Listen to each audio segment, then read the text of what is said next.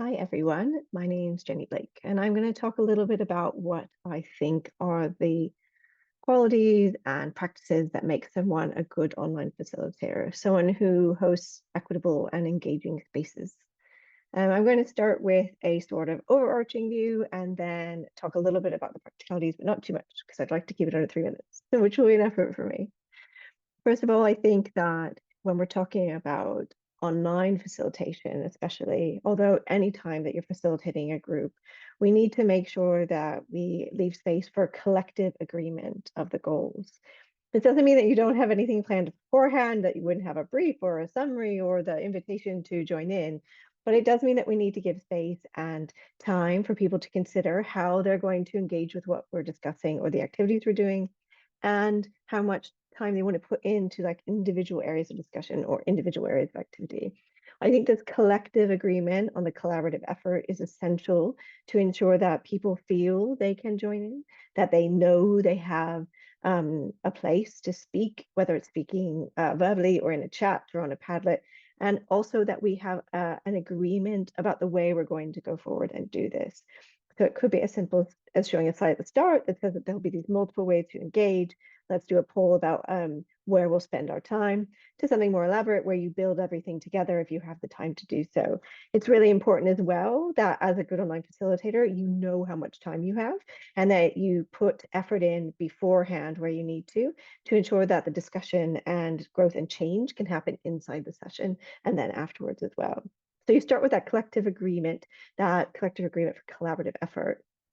The second element I think is essential for a good online facilitator, for someone who helps make things more equitable and engaging, is understanding the ask.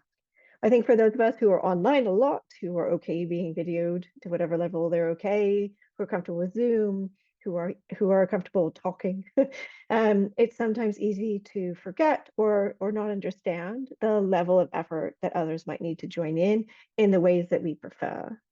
So there's two elements to this understanding the ask. First of all, is not to assume that your preferences are the same as others' preferences, or in fact that your preferences are the only way.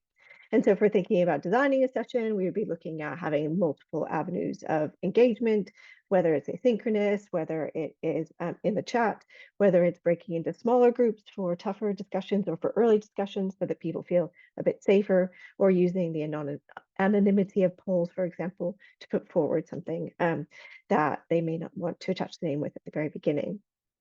So we need to have an understanding of that ask and ensure that there's access to our activities and the discussion. I think you also want to locate yourselves in time and place. And that includes you as a facilitator. We need to understand that for some people engaging with the work that we're doing, they may be sitting next to a child who's slowly falling asleep. They might be sitting in a really busy area using public Wi-Fi and unable to therefore use their microphone or their camera. So it's very important that we not inadvertently make inequitable assumptions about how people can engage and then make any kind of judgment about the way that they engage. So that would mean that it's equally helpful for someone to type in the chat as to speak up. And for us as facilitators, that might mean looking out for a co-facilitator or someone to support us who can keep an eye on a chat if we're not one of those people who likes, darting back and forth. So first we make collective agreement on what it is we're working on together. And then we make sure as facilitators that we understand that there'll be different levels of ask for things that are happening. And that as much as possible in our sessions, we build in those multiple avenues and that we have judgment-free space about which avenues people engage with and that equity of access to the activities and discussion, no matter which avenue people use. Finally, the third tip I would talk about is around honoring the effort. So we've talked a lot about things like collaborating together on an agenda, making sure everyone can engage. And then I think for both ourselves and those who participated in sessions, a good online facilitator reflectively and iteratively honors the effort that's happening in front of them.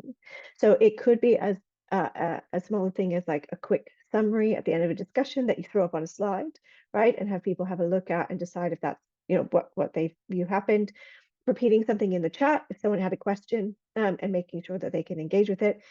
Changing what you're doing if it looks like people need to talk about something else, right? Having that space for emergence of an idea and emergence of change that honors what's happening while you're there together. So without rigidly controlling, right, what you think are the outputs or what you think the discussion should be, and then honoring what's happening right there in front of you.